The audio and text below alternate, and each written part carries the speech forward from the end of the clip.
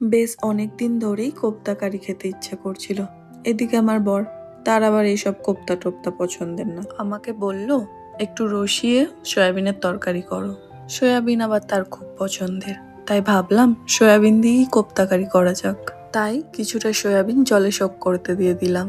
তারপর সয়াবিন থেকে জল ভালোভাবে নিংড়ে মিক্সিতে ব্লেন্ড করে নিয়ে সামান্য বেসন, দুটো সিদ্ধ আলু, পেঁয়াজ, কাঁচা লঙ্কা কুচি দিয়ে পরিমাণ মতো জিরে, ধনে, লঙ্কা গুঁড়ি আর নুন দিয়ে ভালো করে মেখে গোল গোল বল বানিয়ে নিতে হবে। তারপর কড়াইয়ে তেল গরম করে বলগুলো খুব সাবধানে ভেজে নিতে হবে।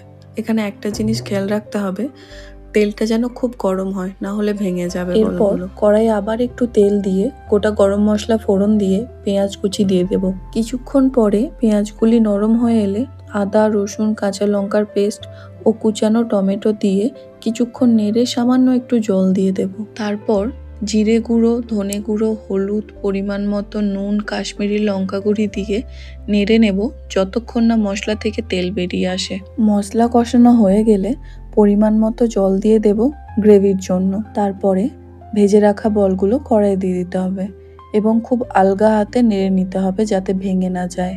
2 মিনিটের মতো ফুটিয়ে ওপর থেকে ধনেপাতা ছিটিয়ে দিলেই রেডি হয়ে যাবে গরম গরম সয়াবিনের কোপ্তা কারি।